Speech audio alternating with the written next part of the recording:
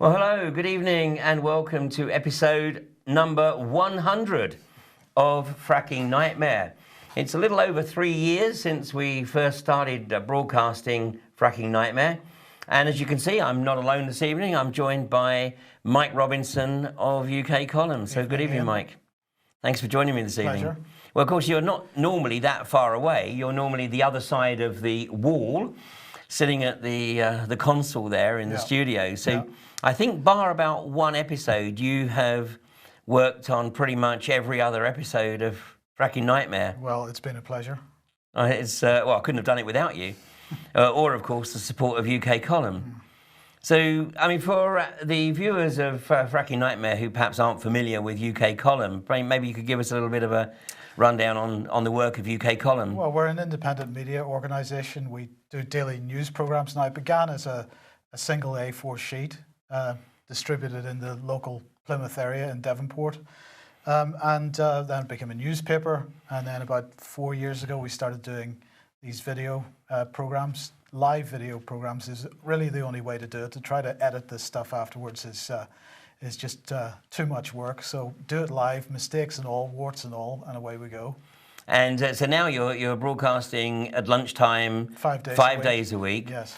And I mean, you have a steady audience. I mean, it's going out on multiple platforms, but I mean, I know you have your regular audience who watch it live, and then of course it's on YouTube within a few hours. It's in Facebook Live as well as on the website live, and then it's on YouTube within a couple of hours. And it goes out on alternate current radio in the United States as well as a podcast, as an audio only thing, and so we're getting good coverage.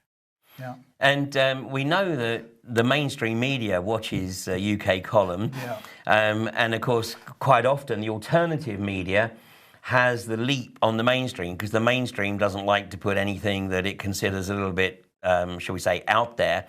But then eventually the mainstream does catch up. And I mean, I think the one that springs to mind, or two that spring to mind actually, where the mainstream literally plagiarised UK Column's work, and one was the Daily Mail's expose, which was, of course, your expose of Common Purpose. For the Leveson inquiry. In fairness to the Mail, they didn't directly plagiarise because what we know that they did was they put a team of people on that research and they confirmed it for themselves and then they published. So I'm not going to say they plagiarised because they actually spent quite a bit of effort corroborating what we had put out. Oh, so there is some journalism still in place in the mainstream? A little. I think the way the mainstream media has gone, they've got rid of a lot of their senior, experienced people. They've replaced them with very young, inexperienced graduates and not far off graduates. And so we're left in the mainstream where there aren't too many people asking the right kinds of questions anymore, and that's hopefully part of what we try to. Well, and it's a lot of it's cut and paste, and that's why there's a lot of grammatical errors as well. We knew the Graniad, of course, is famous for its misprints. Yes. But the number of grammatical errors that appear in the other media now is increasing significantly. Yeah. But of course, that's also inversely proportional to the print runs, because the print runs of the mainstream media, and we've addressed this on Humanity versus Insanity over the past few months now, but the mainstream media, the print runs have fallen by 30% on average just in the last 6 years. Well, it looks like it's not just the print runs, it looks like it's actually online readership as well. So, for example, The Guardian and Telegraph have just launched membership programs because clearly their advertising revenue isn't covering what they need. So they've just launched membership programs in the hope of gaining a regular subscription from people as well online. Well, so that's a change attack. Well, and of course they've recently attacked the alternative media for supposedly putting out fake news, which is really the pot calling the kettle black. Yes. Because the bulk of the fake news comes from the likes of the BBC and some of the other mainstream outlets. Absolutely. So yes, with their advertising revenue falling, then they've got to get creative, which of course, I mean, it makes it difficult for us as well, because we are totally reliant on donations and people who set up monthly subscriptions to actually keep us on air and keep us mobile. Yeah. So okay, well, what we're going to do this evening, episode 100. I mean, 3 years ago when we started this, I think it was actually back end of October in 2013 when we broadcast the first episode, and I don't think either of us would have ever believed that we were getting into, if you like, a commitment for this length of a run. Well, that's really the success of the campaign, that fracking has not begun in this country properly yet. So lots of people out there working to try to put a stop to this. I'd say I'm quite happy that we continue to do this for as long as there's no fracking in this country. And at that point, then perhaps the content of this program changes. But I think this has made a contribution to the overall success of the fracking campaign, without doubt. Well, at episode 100, I mean, I think it should be a celebration of the thousands of people around the country that are now committed in one way, shape or form to working to ensure that this country actually doesn't get an unconventional gas industry. And it's growing exponentially, as we shall see. And so we've got thousands of people, some operating as individuals and others part of the hundreds of groups around the country. And of course, the groups and the individuals are supported by the NGOs such as Friends of the Earth. And I would say Greenpeace, but Greenpeace, of course, their former executive director, Stephen Tyndale, has recently revealed that he now works as a consultant for INEOS. So I guess whoring for the corporations obviously pays pretty well. But today is also really a very exciting day in many respects, because it's my father's 88th birthday. And so unfortunately I obviously am not with him this evening, but I did take him out for a meal last night, and considering his age, he's in remarkable health, both physical and mental. And I just hope somewhere along the line I got some of those genes.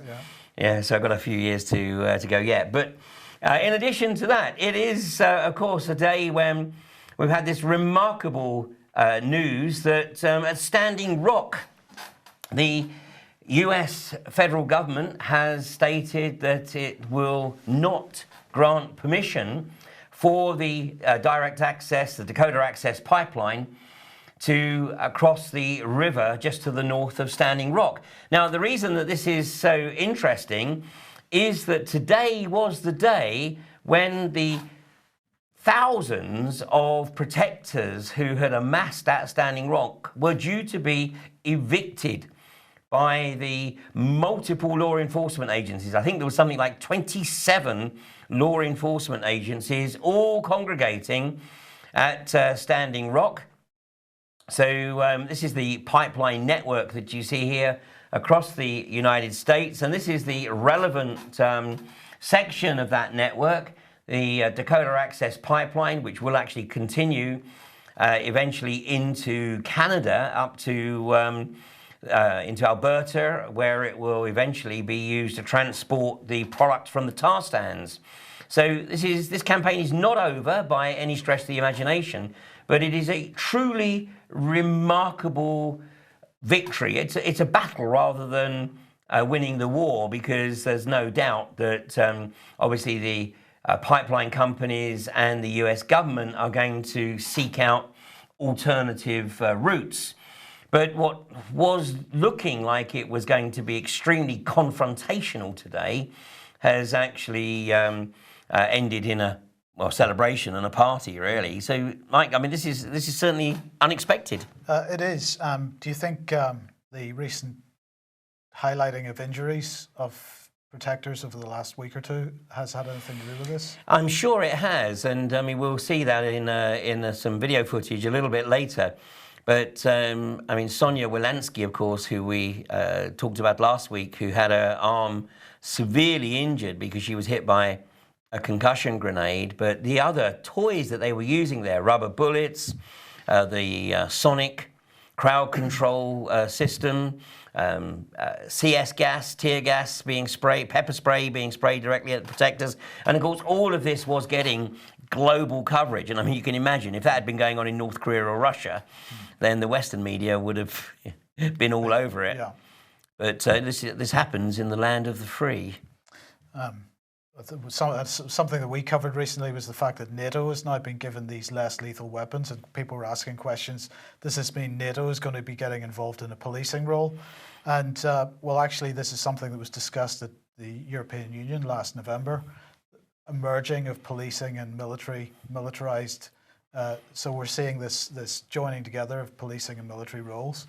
I think that particular protest, we saw that in action, and it wasn't terribly pleasant to see.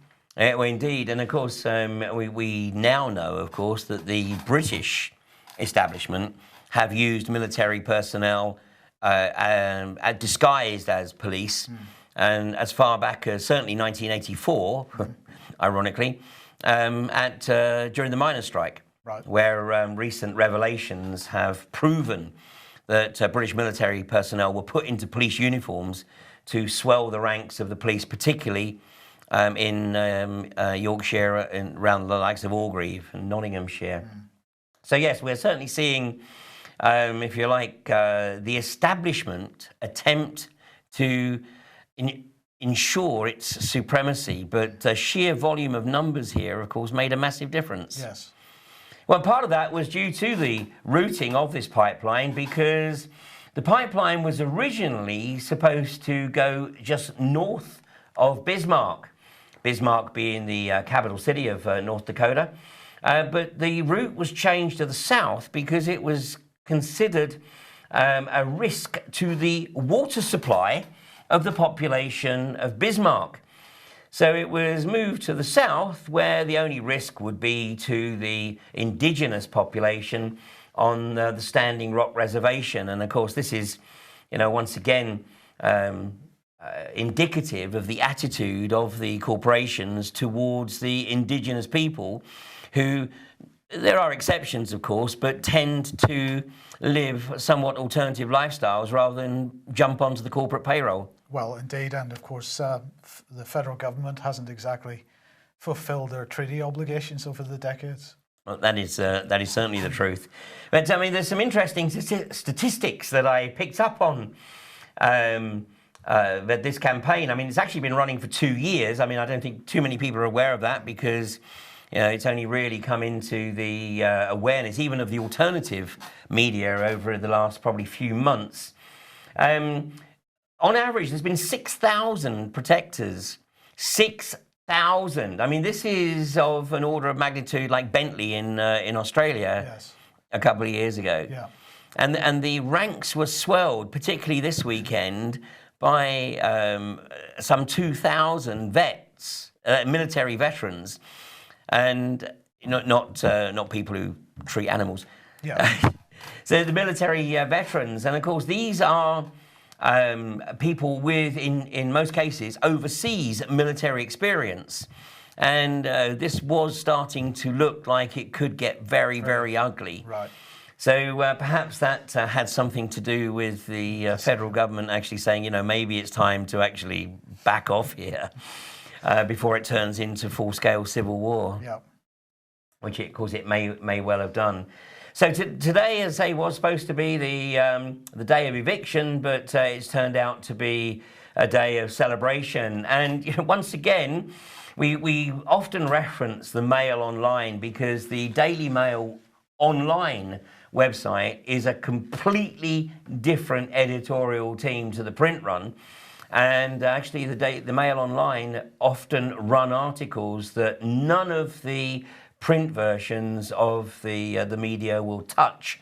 And in fact, I think I'm right in saying that the Mail Online was the first British media outlet to report the US government decision to back off and announce that they wouldn't grant permission to run the pipeline across the river at that particular point. So a remarkable day, and very well done to all those people, not just those who were at Standing Rock, but also those who mounted campaigns at the financial institutions, particularly Wells Fargo, who were financing this operation. And of course, this is mirrored to some extent in the UK with the protests that we've seen outside Barclays, particularly over recent weeks, because of their ownership, 97% ownership of Third Energy, who are the company that have permission to frack an existing well in North Yorkshire, more of which later. So, Mike, a pretty remarkable day in that respect. Fantastic day, and demonstrates what can be done when enough people get together. Exactly, the power of community. Power of community, and it's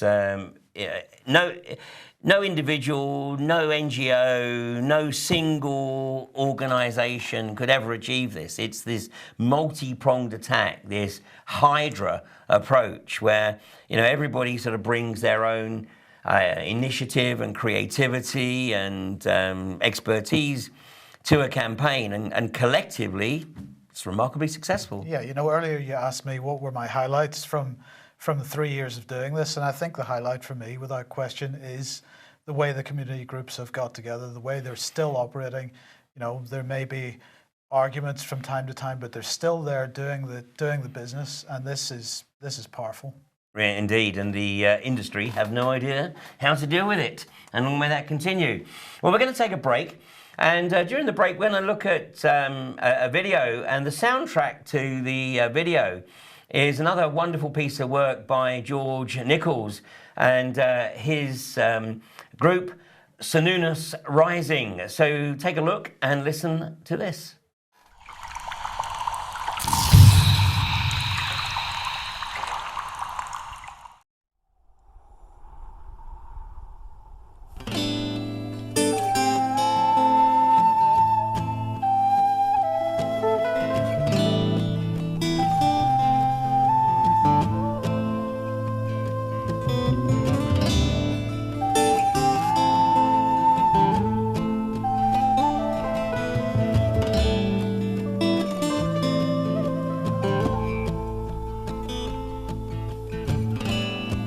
Great nations and great men should always keep their word. A famous quote from yesteryear that many people heard. Time has shown how frail the bond you shared with noble creed. The promise of the white man dissolved by endless greed.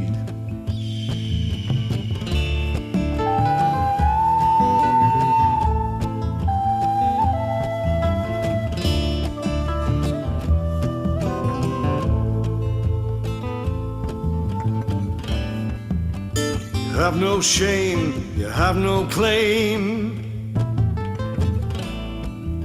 you have no saving grace. In God you trust, in greed you lust, to rape a sacred place. Desecration of a nation whose lands they so revere.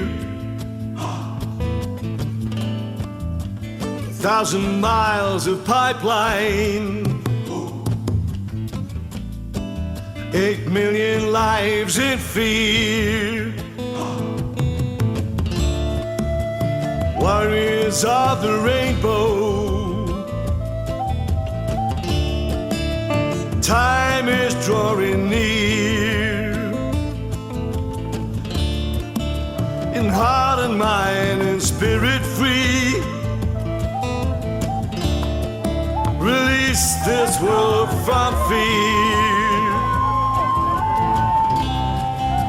We need to share a vision,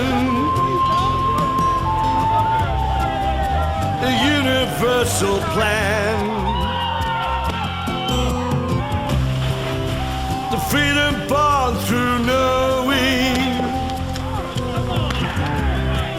the divine in every man. Don't believe my ears anymore. Can't believe my eyes. I'm watching you deceive again. Your bones are made of lies. Lies. This guy got shot with that bullet right there and he caught it. Where did he hit you? Right there?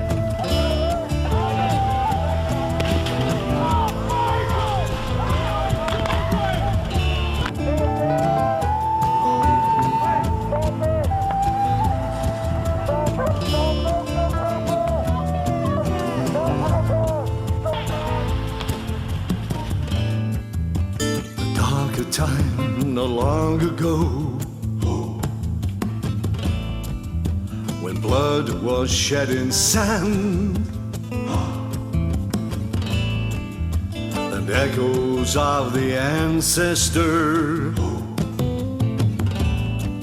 recall the great last stand. Treaty signed, a promise shared, protecting sacred lands, until the day the white man has oil upon his hands. I don't believe my ears anymore. I can't believe my eyes. I'm watching you deceive again.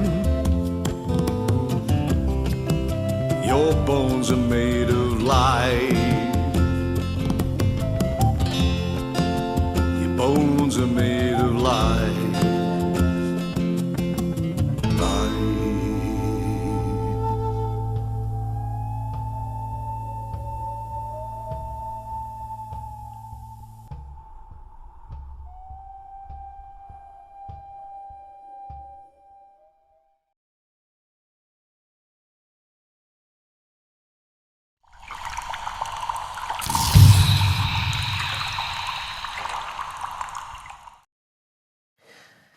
That beautiful track there by Sununnos, Desecration of a Nation. And if you're interested in finding out a bit more about George Nichols and his musical talent, then go to www.sununnosrising.com.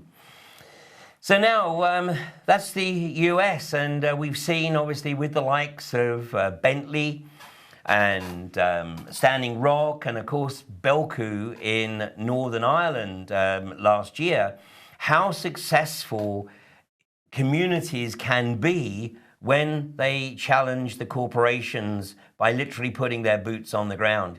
And make no bones about it, I mean, we are getting very much into a corporatocracy, and the British government are certainly training British police forces to use those same toys. Now, we know that Boris Johnson, when he was Mayor of London, purchased 2 water cannon from Germany, but Theresa May, when she was Home Secretary, denied Boris the permission to use them. But nonetheless, all these toys are in the store cupboard just waiting to be used, and anybody who thinks for one moment that the likes of Manchester's TAU would hesitate to use these toys given the permission is actually delusional. So, Mike, at the moment, I would see in the UK, we appear to still have the opportunity to participate in peaceful protest without risk of having rubber bullets, stun grenades, concussion grenades, smoke bombs, and sonic devices being used against the public. But how long do you think that's going to continue? Well, I think there's plenty of precedent, not only in Northern Ireland, but you were mentioning the miners' strike as well. So there's precedent for the state being a little tough with people in these types of situations. So it really depends on how determined people are to stop the first frack, and then we'll see how far the government is prepared to go in that circumstance. Well, particularly as they're targeting, at the moment anyway, traditional Tory communities, arch Tory communities, in the south at Leith Hill, which we'll look at, and in North Yorkshire. I mean, these are two of the safest Tory seats in the country. So it's going to be very interesting to see whether they actually want to unleash the full weight that they have at their disposal against their traditional heartland. I think that's a very good point and a pretty incredible situation. It really is. Yeah. It really is. So we just wait and see. We will. Well, yes, and we may not have to wait too long. Well, we're going to take a look at basically how we got ourselves into this situation. And, you know, there's been a few things that have occurred that have been quite synchronistic. And I would say that over the last, what is it now, where it's 5.5 years since the earthquakes hit Blackpool. In fact, it was the 1st of April 2011 when Cuadrilla were fracking their well at Priest Hall. Although, of course, Mike, under current Infrastructure Act guidelines, what occurred at Priest Hall wasn't a frack. Yes. Because it didn't meet the political criteria to be labelled as a frack. Well, if that wasn't a frack, because it wasn't big enough to be a frack, and it caused that kind of damage, what's coming? Yeah, what would a real one do, as it were? Well, this was a real one. Of course it was a real one. It's just British government trying to find ways to obfuscate. Well, so this is the BBC report. Now, I know the BBC is a fake news site, but nonetheless, I mean, let's see what the BBC had to say. They said a small earth tremor was felt in the Blackpool area at about 3:30 in the morning. This is on April the 1st of 2011. Lancashire police said calls had been received from several people who said their properties were shaking. A British Geological Society spokesman said the 2.2 magnitude tremor was thought to have centred on Porton-le-Fylde. That's one of the residential suburbs just to the east of Blackpool. No damage or injuries have been reported. And then it goes on, a police spokesman said they confirmed reports from 10 callers when the force's control room on Bonny Street, Blackpool, began to shake. And, you know, Bonny Street is quite some way away from the epicentre, even if the epicentre was Porton-le-Fylde. Of course, what we do know is that Cuadrilla actually continued to frack, even though they knew they had damaged the well. And then subsequently it transpired that they'd actually fracked into a fault and that they had not taken account of because they were using outdated geological data. Well, a few months later, it transpired that in the report that was produced to look into the cause of these tremors, and this was published in The Independent, says the fracking company, we caused 50 tremors in Blackpool, but we're not going to stop. Well, this is, of course, the arrogance of not only the company, but, of course, the arrogance of the company reflects the arrogance of the chairman and the chief executive officer. And at the time, the chairman was none other than Lord John Brown, who was also David Cameron's advisor on energy policy. And the chief executive officer was Francis Egan. And this is what was stated in the report. 50 separate earth tremors have been caused in Blackpool area by fracking, the drilling method to extract shale gas. The report goes on. The report which the Energy Firm commissioned concluded it is highly probable that Cuadrilla's operations were responsible for 2 tremors which hit Lancashire. Now, highly probable is scientific speak for, okay, yeah, it was us, but that's as far as we're going to go in terms of admission. So that is what led to the moratorium being put in place, pending further research, further investigation. But Cuadrilla really didn't help themselves when their technical director had an attack of honesty. I know this is very, very unusual in the corporations, and it's actually amazing that he managed to remain on the payroll, having had this aberration, really. Anyway, this is Andrew Quarles, Cuadrilla's technical director, and he said, in a discussion, he said, very little of the frac fluid actually ever returns to the surface. So when we inject the water in there, most of it does not come back. No one knows exactly what is going on, or where the water goes, or where the final resting place is. Now, Mike, I mean, you're an engineer. So tell me, how does robust regulation impact on this when the technical director says that they have no idea where 60% of this fluid ends up? Well, it doesn't. And of course, in the early days of this program, we had guests on talking about the aquifers, how the aquifers connect to each other. Hydrologists, yes. And how they basically don't know exactly how the aquifers connect to each other, and they don't know the implications. There is no scientific basis for any understanding of how, when you stick water of any kind down a hole, where that's going to end up in the country. So how can you possibly regulate under those circumstances? That isn't possible.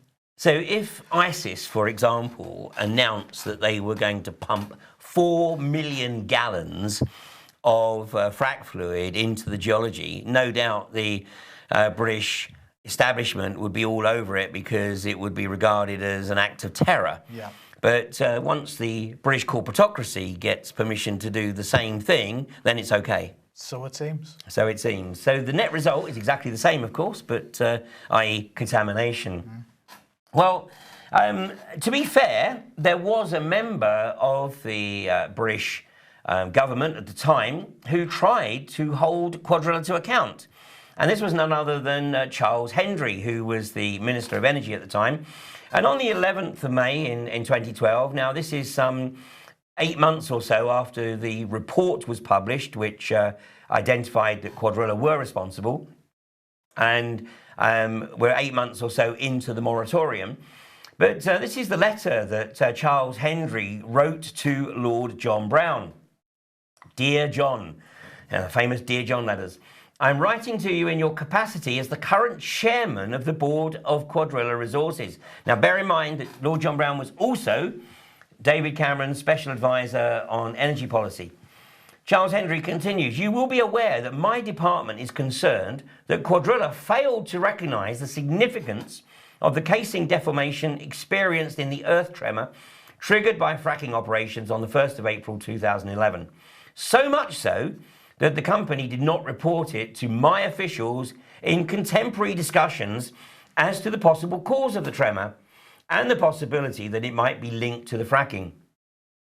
In the light of Cuadrilla's responses to the department's subsequent inquiries, I have formed the view this failure discloses weaknesses in Cuadrilla's performance as a licensee which need to be addressed.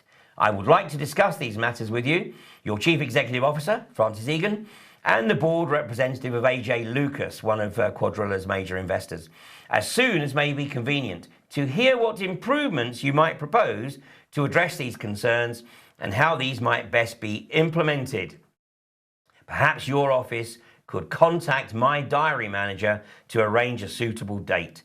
I very much hope we can resolve this in the near future. Yours sincerely, Charles Hendry. Well, what sort of response do you think that got, Mike? I can't imagine that Charles Hendry stayed in his job for too long. Well, it's funny you should say that, really, because sure enough, as far as we know, there was no formal response. But 4 months later, Charles Hendry was unceremoniously removed from his position and replaced by this other insignificant politician, John Hayes. Now, of course, the key element here was to appoint somebody who knew absolutely nothing about the subject, and John Hayes fitted the bill perfectly, so that Lord John Browne could then sort of just ride roughshod over what Charles Hendry was trying to achieve. So I have to say, I've never heard of John Hayes. I mean, who is he? Where is he? Where is he now? On the back benches, probably. Yes. So if he's still in Parliament, I mean, who is he exactly? So, he's a non-entity. So clearly, it was considered it was a highly important job. Yep. And you know, he should have been out there making sure that everybody understood what the risks were, but nowhere to be seen. Well, as far as I'm aware, it was his first ministerial appointment. Right. So of course he would do exactly what he was told by the chief whip. Yes. And Lord John Browne, of course. Well, this takes us up to September of 2012. The moratorium is still in place. And I was invited to go to Australia to give a series of talks, not on fracking, although there was a couple of talks, one in Byron Bay that was to address the unconventional gas industry. But primarily I went over there to speak about the Australian economy. And as you can see from the assignment that I had there with this, it's iconic, this iconic Australian TV station, Aussie Beach TV. And I spent, well, originally I think I was supposed to spend an hour, but it might have ended up being, a couple more hours. But as you can see, I was holding court here. And some of the videos of the discussions, which are on very serious subjects, I have to say, are actually available on the Aussie Beach TV YouTube channel. Well, these were actually recorded on the Gold Coast. Mm-hmm.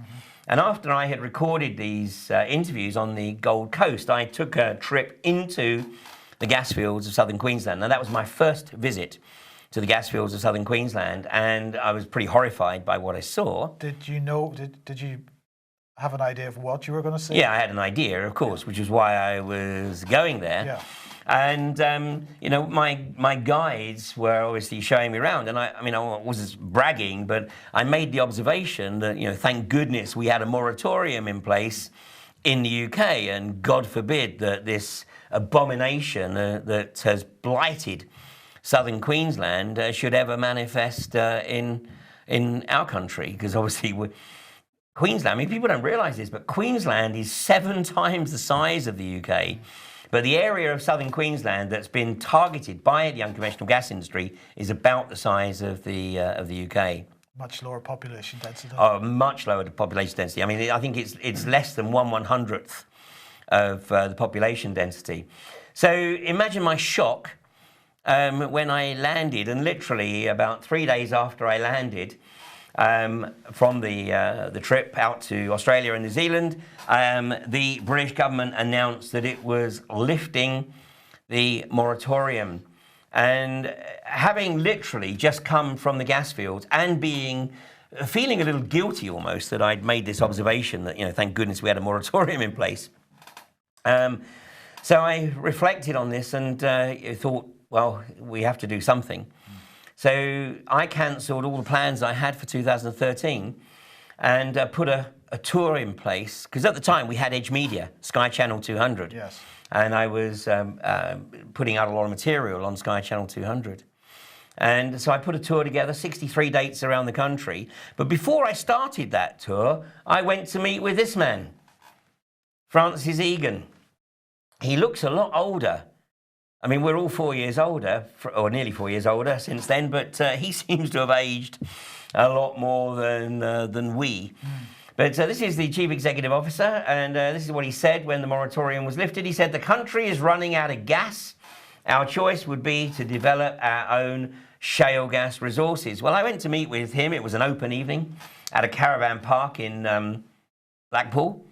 And I explained to them that, I wasn't very impressed that they were planning on doing this in the UK, and that, having come back from Australia. And I'd say, Francis Egan used to work with BHP Billiton. And, you know, he's been around long enough to know the issues with this industry. But of course, you will not ever hear anybody who works in this industry acknowledge that there are problems with it. Cognitive dissonance. Or something. Or something. Yeah. Or it's amazing how, you know, yes, the shekels can cause you to be blinkered. Well, I told him that this tour was going to be kicked off, and the name of the tour was Fractured Future. 63 dates around the country, one of which was recorded in Barnsley. And it's up on 2 YouTube channels. It's actually not up on mine, but it's up on 2 YouTube channels, and I think it's been viewed by about 30,000 people or so in total. But this is the absolute definitive. This is chapter, line, and verse history of unconventional gas exploitation. And bear in mind that this was targeted at people who knew nothing about this, but were already active, perhaps in other areas. Pretty grueling. 2 3/4 hours, 63 of those in what time frame? 6 months. Yeah, that's yeah, big effort. Apart from a couple of breaks, a 1 week break around Easter. No, sorry, a 2 week break around Easter, and then a 1 week break in the spring half term. And otherwise, it was 5 nights a week. Yeah, it wasn't 2 3/4 hours straight off. I mean, it was split in 2 sessions, but nobody left. Yeah. Nobody left, and I mean, it's not the same perhaps watching it on a YouTube video, but I mean, I wanted to make sure that, you know, people other than the, you know, the environmentalists who would already be aware, but Middle England, I was targeting Middle England and sowing these seeds. And the reason that I was trying to finish it before mid-July was because I knew that Cuadrilla were planning on going to Borkum. And this was day 1 at Borkum. And I must confess, I was not very impressed because the community of Borkum were, in fact, I didn't include Borkum on my tour because I knew that, you know, there were people in the Borkum area who had made a really good effort to make sure that the community was already, you know, well versed in the threat. But unfortunately, they were caught by surprise. And this is day 1. This is the first part of the infrastructure arriving at the Borkum well site in that last week of July. But I'm pleased to say that by day 2, the word was out. Yes. And from this point forward, Cuadrilla, of course, were really behind the 8 ball because they had to finish this operation.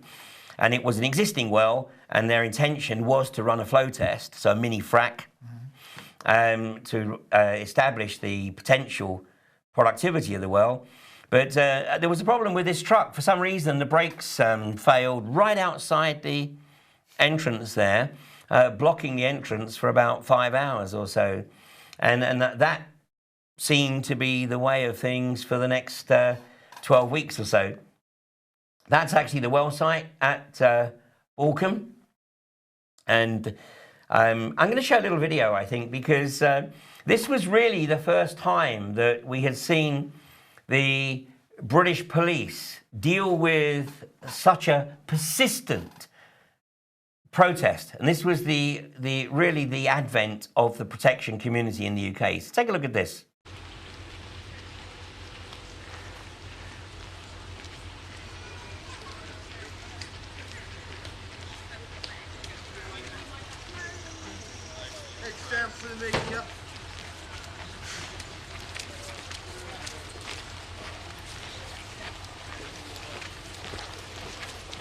Fracking is not safe!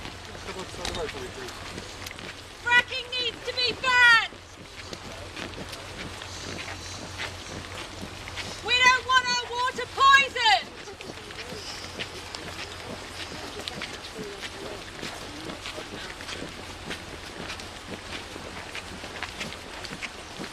We want our politicians to listen to us!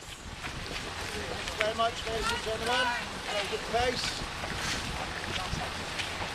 We want our politicians to listen to us! People have suffered already in other countries, and we don't want to make their mistakes. This is our water. It's banned in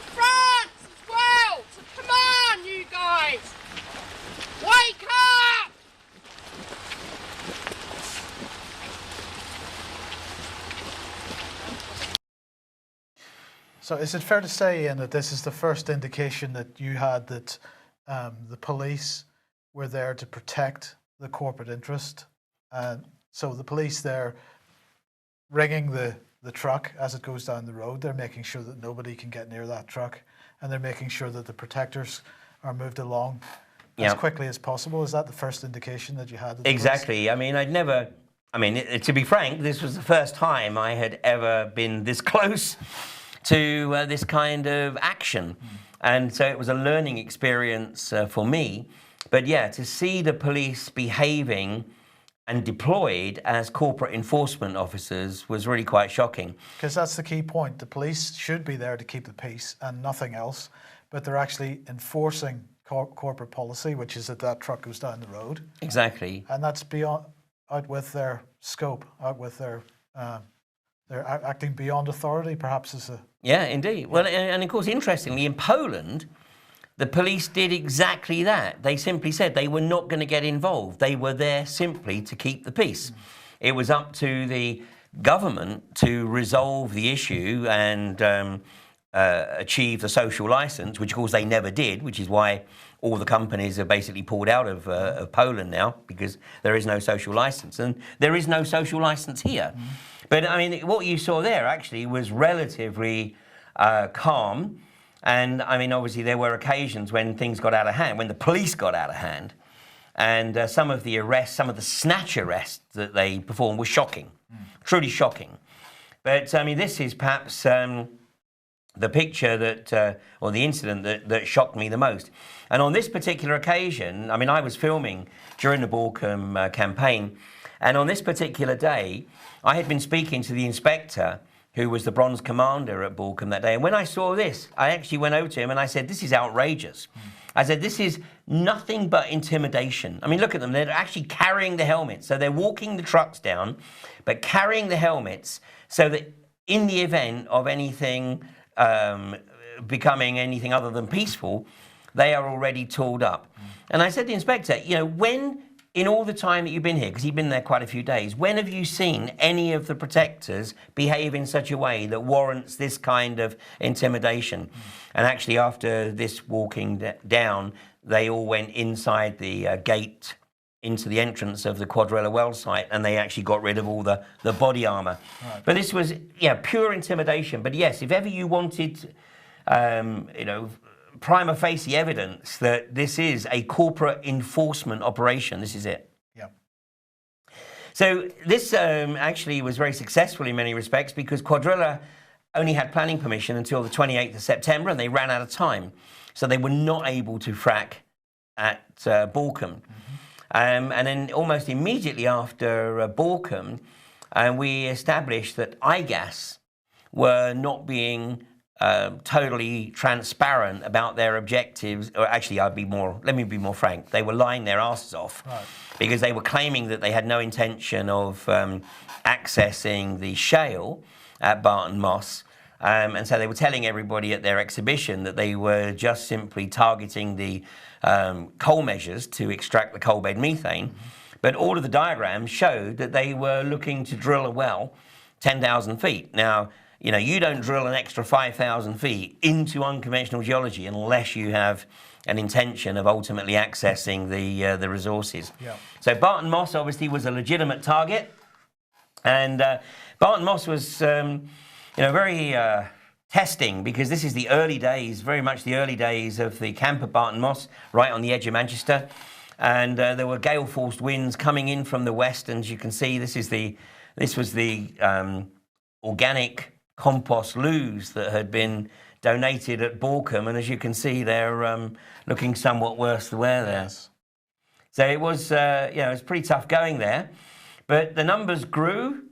And although it took a few weeks to really get the local community to comprehend what was going on at Barton Moss, the local community eventually got behind the camp, and you know, it was an amazing experience, and met some wonderful people, including the lady on the right of that picture there, and that, of course, is Anne Power. And when I was trawling through my footage, I actually discovered the moment that I first met Ann Power, and it's just a short clip here, but this is the moment I met this wonderful, committed campaigner, Ann Power.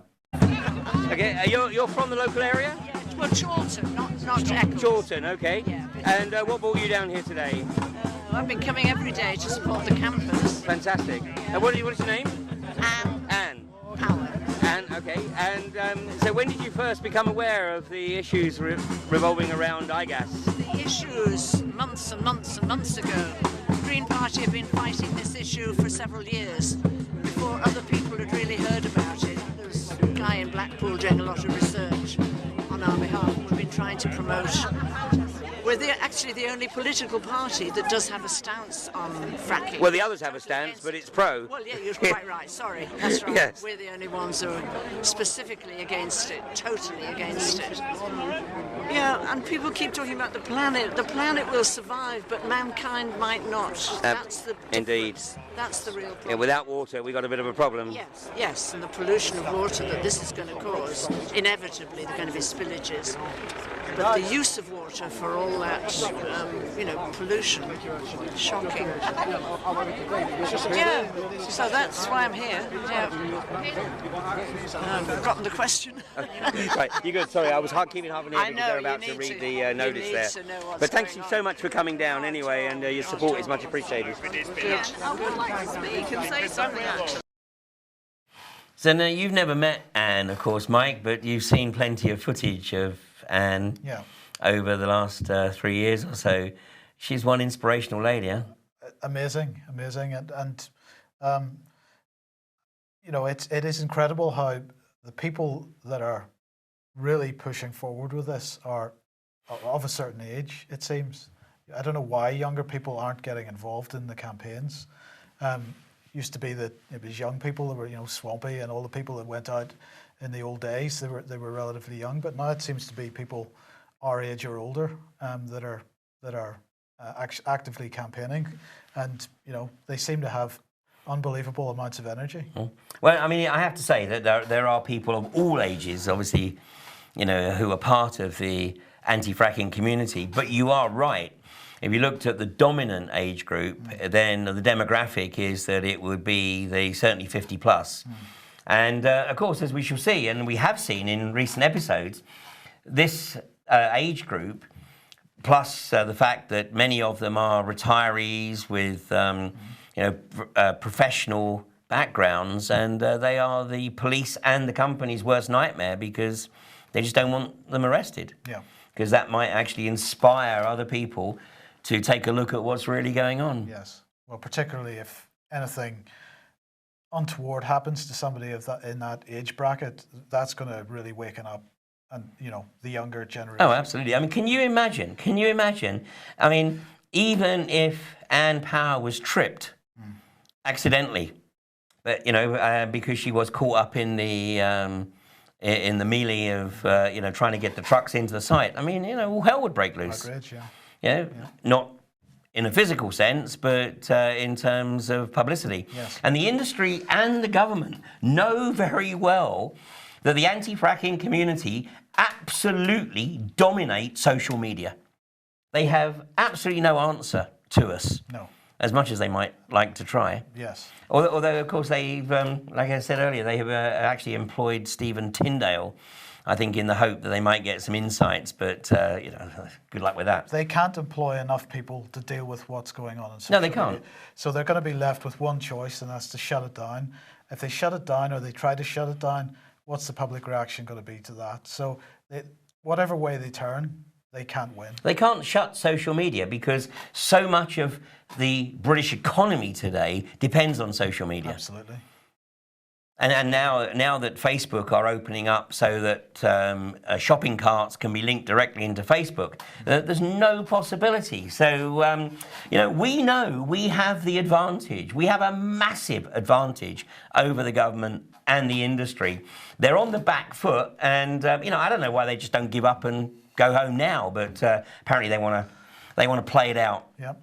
Anyway, good luck with that. So after Barton Moss, because Barton Moss was a campaign that ran for nearly 4.5 months, through the winter of 2013, 2014. Again, a very, very successful campaign because iGas will not be returning to Barton Moss anytime soon, not least because it's now formally established that the Barton Moss Road is actually a footpath, so pedestrians have absolute priority. So there's no possibility of being arrested for obstructing the highway because it's a footpath.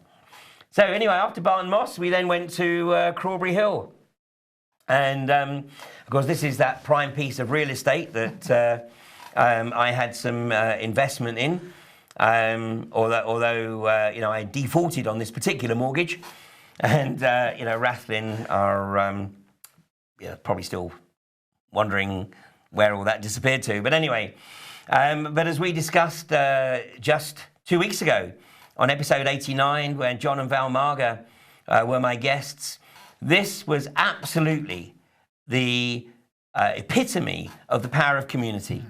You know, the Jerry activists, this group of anything between 6 and 20 or so retirees who effectively blockaded everything that went into the Crawberry Hill well site, which led to iGas, it was Rathlin Energy, eventually announcing on August the 12th, 2015, that they were withdrawing from the Crawberry Hill well site, and that has now been returned to former agricultural glory. So an amazing achievement by the community. Yes. What can you say? And Fantastic. that was probably 24 people. You know, so we have 10,000 at Standing Rock, 24 at Crawberry Hill, and it's, you know, never let anybody say, "Oh, but what can you do?" Exactly. Because here we have the prima facie evidence of what a couple of dozen people can do, and we'll probably do again. Well, after Crawberry Hill, of course, Rathlin Energy were chasing around trying to serve papers on somebody, but couldn't track him down. So anyway, I was invited back out to Australia to do another series of events. And I took the opportunity to go back into the gas fields, and was hosted there by Brian and David Monk and John and Joe Jenkins. And what came out of that was my documentary, Voices from the Gas Fields. And this was, you know, wonderful because whilst I funded all of the costs of, you know, getting out into the gas fields and doing the filming out there, but the editing costs were not insignificant, and they were crowdfunded. And the reason that we premiered this in Beverley in East Yorkshire was because the East Yorkshire community contributed some 15% of the costs of the editing. But this is up on YouTube. According to YouTube, it's had some 39,000 views in the 18 months that it's been up on YouTube. So what's that, an average of about over 2,000 views a month? That they are acknowledging. Yeah. Funnily enough, the British government doesn't want to acknowledge this film. Because they don't have an answer? Apparently. Apparently. So, you know, it's out there. It is available on DVD. It's being screened all around the country. In fact, it is being screened in Formby, I believe, in a couple of days. But so if you're interested in seeing this, if you live in the Liverpool area, if you go to the Frack Free Formby Facebook page, you'll see the details of the screening from Voices from the Gas Fields. It's being hosted by the local community there, and there will be a Q&A after the screening. Now, since Crawberry Hill, and of course there was a parallel situation at West Newton in East Yorkshire, which didn't end or hasn't ended quite as cleanly as Crawberry Hill. But there have been a number of other camps around the country, and everywhere where there has been a preemptive camp today, basically the industry has decided that, for whatever reason, they're not going to go there. And I want to acknowledge all the people that have put themselves out to go and take up residence on these camps around the country, because they have also had a direct impact in preventing this abomination from kicking off in this country. So I do apologise if I have missed any of the camps, but Upton was quite a long-running camp. I mean, Upton, I think, actually started even before the end of Barton Moss. And Upton ran until earlier this year, when it was forcibly evicted by iGas, only for iGas literally a week or so later to announce that they had no interest in returning to that site. So why they evicted the camp? Just wanted to make a point, but it must have cost them money. It must have cost them £75,000 to £100,000 to do it, but they run in debt. So it's just a tax write-off, another tax write-off for them. So the Upton community, and of course all the camps, are absolutely instrumental in raising awareness in their respective communities. A camp that is still live is Wollaston and Thirlwell, and this is literally on the junction of the M6 and the A57, tucked nicely in the field here. The well site is over here. Nice bit of wooded land there. There's a pub just across the way here. So, if you go visit the camp and then maybe go for a meal there. But anybody visiting a camp, please, the people that man these camps, they are very well informed, they're very knowledgeable, and they're more than happy to enter into a discussion to explain to visitors why they're there and why it is they have a problem with this industry. Then we have Duddleston in Shropshire. And this was, again, a success. And I think this was iGas again. I think it was iGas, top of my head, announcing that they were going to be pulling out. Then Boras and Holt. This is just over the Welsh border. I actually think there may still be some people there. Not 100% sure about that, but that's been a very effective camp. And then most recently, Swanage. Now, interestingly, when the Swanage camp was set up, literally within 24 hours, Infrastrata announced that they were actually pulling out of unconventional gas, and they weren't going to include this in their core business. And then literally a few days ago, the planning permission expired, so that is yet another one where the preemptive camp has certainly paid dividends.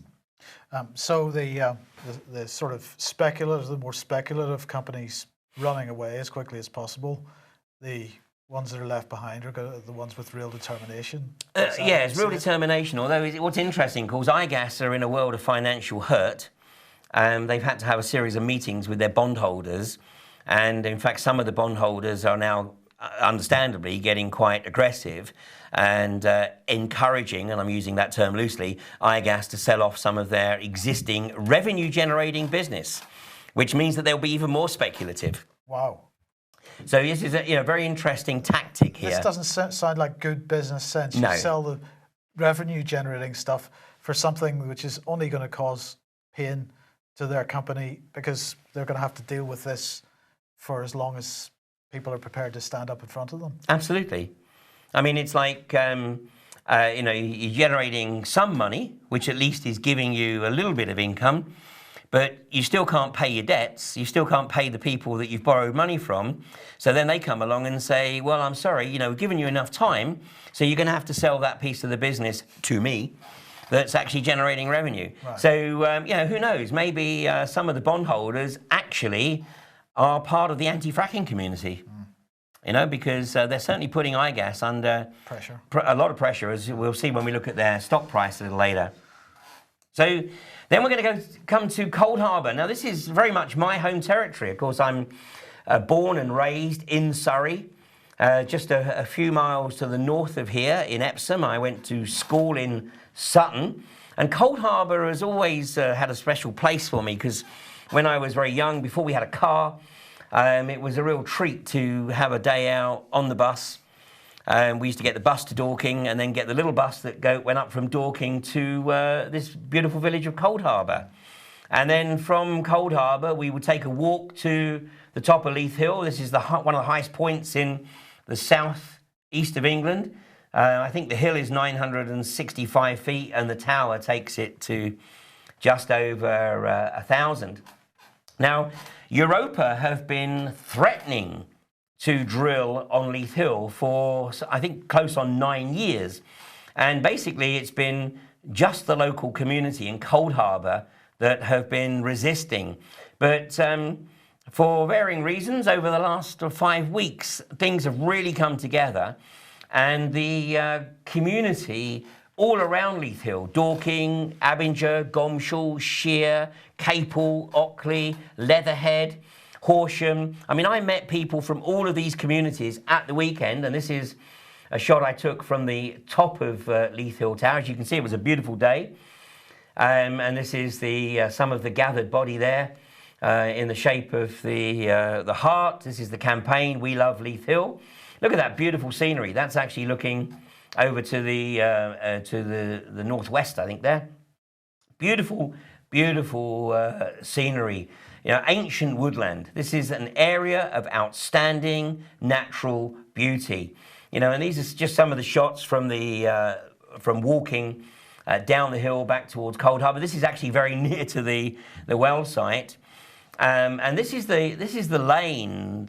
This is the access road that Europa and of course UCOG are actually also very heavily invested in this well site. But look at these deep, ancient, sunken lanes.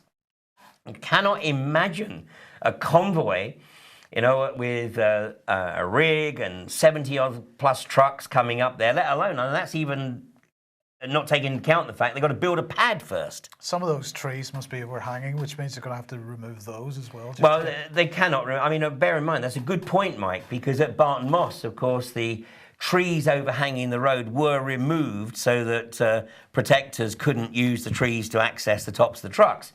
But these are ancient trees. I mean, well, I actually can't believe that Europa or even the British government, because this Surrey County Council rejected this application and it was overturned by central government. So we have yet another instance of you know, the British government just completely riding roughshod over the democracy, the local democracy of Surrey County Council, which of course is a Tory council as well. But you know, the trucks have to come through, will have to come through Dorking and then up these ancient lanes. And I drove this at the weekend. Now, we're going to take a break. And in the break, you're going to see the footage. Now, it's speeded up to 4 times normal speed. But this is the route from Dorking High Street. Bear in mind that the convoys will have to come through Dorking town centre to get up to the well site. So we'll take a break, but take a look at this footage of the truck route.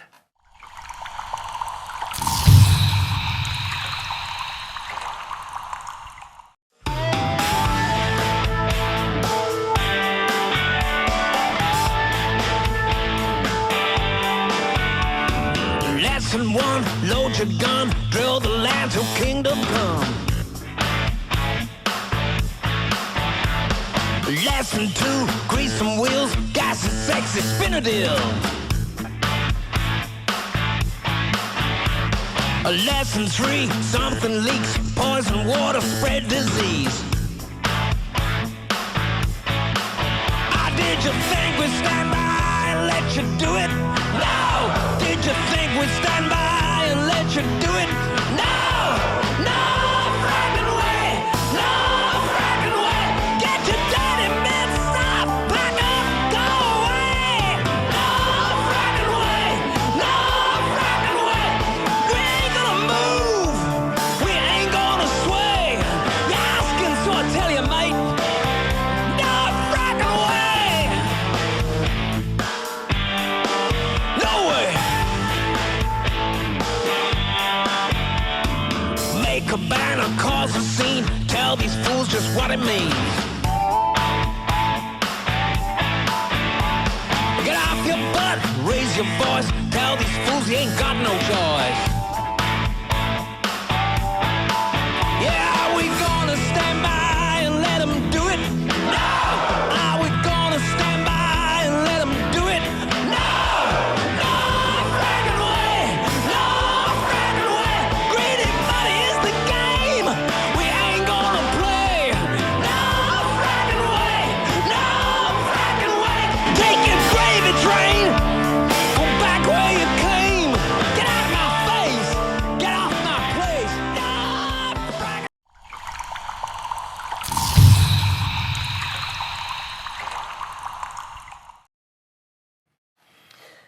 So what do you think of that, Mike?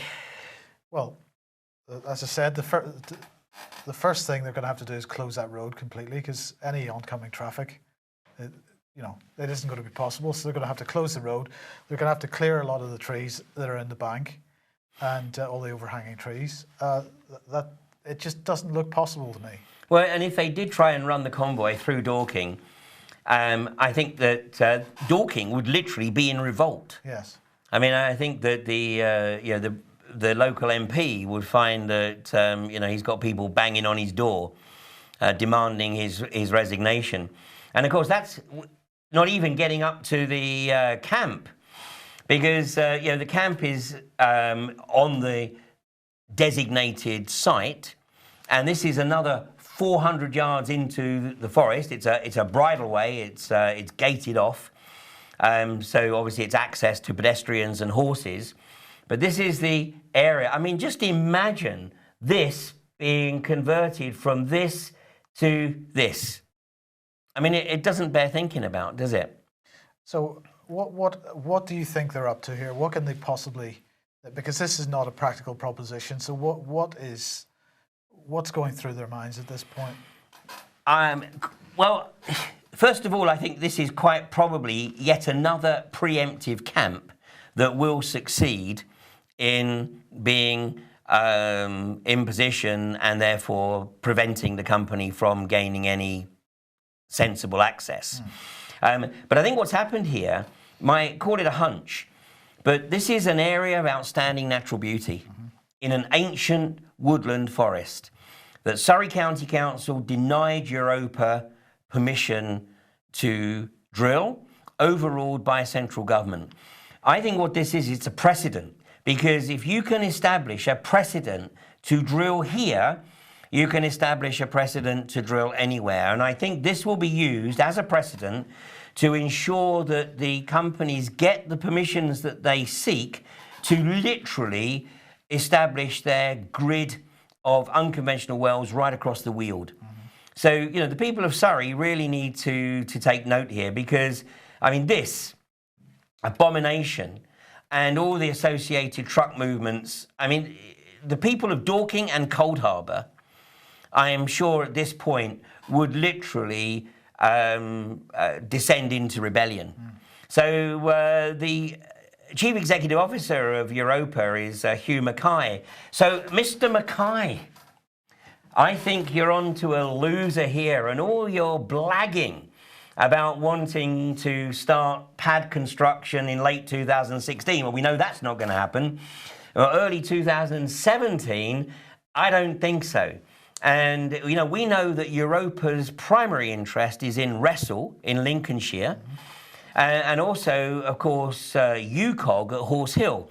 Now, one of the great advantages of Leith Hill is the fact that because it is an area of outstanding natural beauty, and finally, the people of the surrounding area have started to realise the magnitude of the threat to, the environs, then despite the fact that UCOG have been to Horse Hill twice with very limited local awareness or local opposition, I think that's about to change. So I got to say thank you, Mr. Mackay.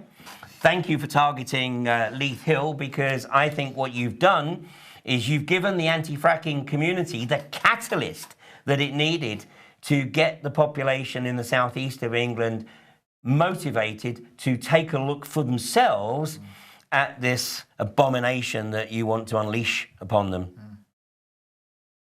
They can't win. They can't win. No, so in many ways, I'm very, very grateful, because we were struggling. We really were struggling in the southeast of England because there's not the sort of community spirit that there is in the north of England. And plus, of course, the well sites were, quite a few miles apart. Communities, 8 miles apart, have no contact with each other in the southeast of England. So this has really done us a massive favour. But there is also opposition. I mean, this is from November, last weekend of November, so only a couple of weeks ago. And this is Sutton and East Surrey Water Director Lester Sondon stating that concerns remained over the future monitoring of the site. And this is an area that the Sutton and East Surrey Water Authority draw their supplies from. So if there is any contamination, and of course the track record is such that it's not a case of if, it's a case of when, then obviously the water supply of Surrey, Sutton and East Surrey is at risk. So I got a smile at this. Hugh Mackay says, Europa Oil and Gas said any drilling would be properly regulated. I mean, past the sick bag, properly regulated. I mean, they trot this stuff out, but it's meaningless. Totally meaningless. And the good news is that an increasing number of people around the country are realizing that, whenever people say, yes, we have robust regulations, a robust regulatory control, you have no idea what you're talking about. So this is the entrance to the track that leads up to the camp there. It's permanently manned, and my counsel to people right throughout of the southeast of England, next weekend, instead of wasting your money on the materialism of the season, take a trip to Leith Hill. It's a beautiful, beautiful part of the country. Set your sat-nav to go through Dorking, then up to Cold Harbour. You will pass the camp, stop and talk to these people, and you will find, like I've said, that they are incredibly well informed, very knowledgeable, absolutely committed, and Europa really have absolutely no chance. So this is the sign at the entrance there. Stop drilling at Leith Hill. Well, that's a parking space, so there's plenty of places to stop there, so you can go and enjoy a cup of tea with the protection community. And this is why Europa have sought that permission, because now, having got permission to drill, even though I don't think they will, but having got permission to drill in this stunning location, then it means that basically that's the precedent for any further applications right throughout the Weald Basin. So, of course, the next area to be attacked is North Yorkshire. And, of course, we had that wonderful interview with Sue Goff, a North Yorkshire grandmother. And this is a direct quote from her last week. She said, we stand there and we say you're not doing this. We've said no, and it will not happen.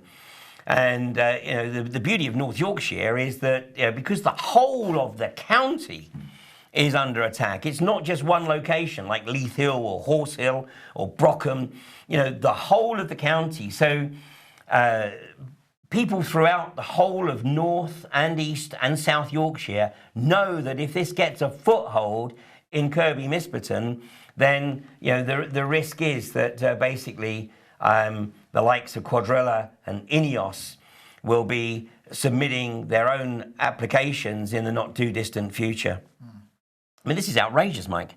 Absolutely. And but again, they're going to be hoisted by their own petard, because Ineos, they have so much of the licensing, they want to do so much, they're going to be attacking so many communities, and people are going to ask, well, what is Ineos providing in return? And of course, Ineos is providing nothing in return other than profits for themselves. So, well, maybe a new yacht for Jim Ratcliffe, because he's only got two, and his largest yacht, I think, is a 100-foot jobby with a permanent crew of 23. Yeah. He keeps his second yacht, which is a little bit smaller, just in case the first one breaks down. He's got 4 jets. When he was asked how many houses he has, his response was, let's not go there. So, I mean, just how many boys' toys can the likes of Jim Ratcliffe, the chairman of Ineos, actually want? I mean, this not only shows a total lack of social conscience, it's sociopathic, because he's going to unleash, or wants to unleash, this abomination right across, literally 1 million acres across the north of England. Yeah. It is totally absurd. Totally absurd. Well, let's have a quick look before we come to the end of the programme. We'll take a look at the oil price, and, of course, some interesting stuff going on, because Donald Trump has stated that, he is all for unconventional gas exploitation and wants the US to become self-sufficient in hydrocarbons, which has, upset OPEC. But for the moment, the price has nudged above $50 a barrel. But nonetheless, it seems that $45 to $50 at the moment is the level at which the unconventional gas industry is effectively prevented from initiating new exploration. And of course, the fact that the price has come down so much over the last 2.5 years now has been an absolute gift. And, you know, of course, the likes of iGas and UKOG and INEOS, INEOS don't care because they're just looking to get a cheaper resource for themselves. But, you know, it's a bit of a yo-yo at the moment. But let's have a quick look at iGas. iGas pretty much in the toilet. Currently trading at 12.25 pence.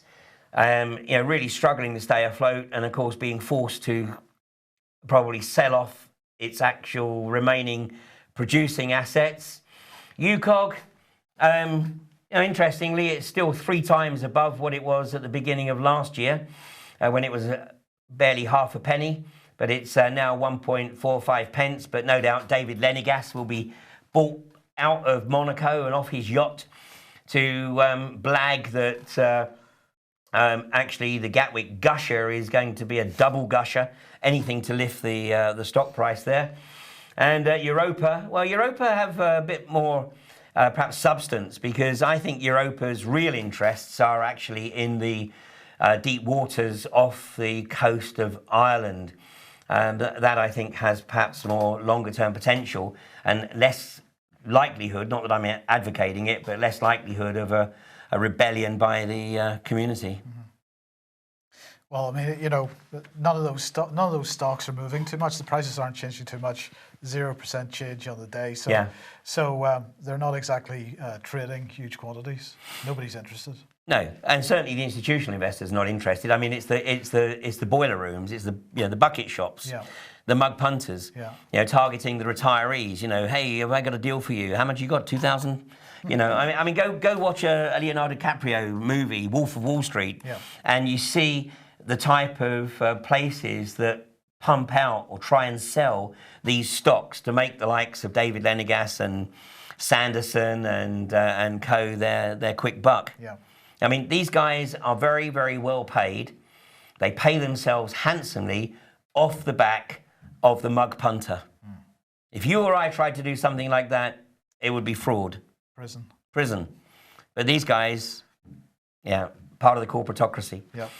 Well, one last reference. Of course, Tina Louise Rothery is currently enduring the same or similar level of attention from Cuadrilla as I endured from Rathlin. So some very interesting elements to this case, but she's due in court in Preston on Friday. So if you want to find out the details of what's going on Friday, then just punch in Tina Louise and Preston or Tina Louise Cuadrilla, and you'll find the details for the gathering in Preston on Friday. One hopes, of course, that Cuadrilla will come to their senses and realise that, you know, basically going for the jugular of someone that has no resources. I mean, in the US, this is called a SLAP, a strategic limitation against public participation. Yeah. But nonetheless, of course, the Cuadrilla think this will be a deterrent to people participating in the anti-fracking movement. But actually, the opposite will be true. It just inspires people. It absolutely inspires people. Yeah. Totally. So, you know, what can we say? Good luck to Tina Louise on Friday. I hope it works out. Yeah, absolutely. I hope it works out. I know she's, you know, working on an interesting strategy. So, you know, good luck, and we're rooting for you. But regardless of the outcome, then you know very well that the anti-fracking community will grow from strength to strength. So that's 100 episodes in a little over 3 years. Never in our wildest dreams did we believe that we would get to, well, the end of 2016 without a frack, or 100 episodes without a frack. But you know what? I actually think there's a very good chance that 2017 may well see the end of this industry. Well, that's what I hope to see. And the other thing I hope to see is that other people campaigning on other issues take inspiration from the way that this campaign has been run over the last few years.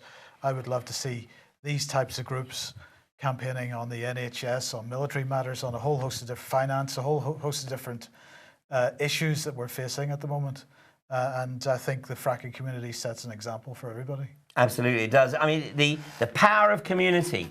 You know, anytime there is a national organisation, basically the establishment knows very well how to deal with them. They're an irritant. You know, they're a safety valve. But this hydra, the increasing number of anti-fracking communities across the country. I mean, if I had my ultimate dream, my ultimate vision is that every street would have its own anti-fracking community. And rightly, as you say, Mike, you know, people are actually starting to look deeper because they're starting to realise that, you know, one, we've got a corporatocracy. We've got a government that's driven by a corporate agenda.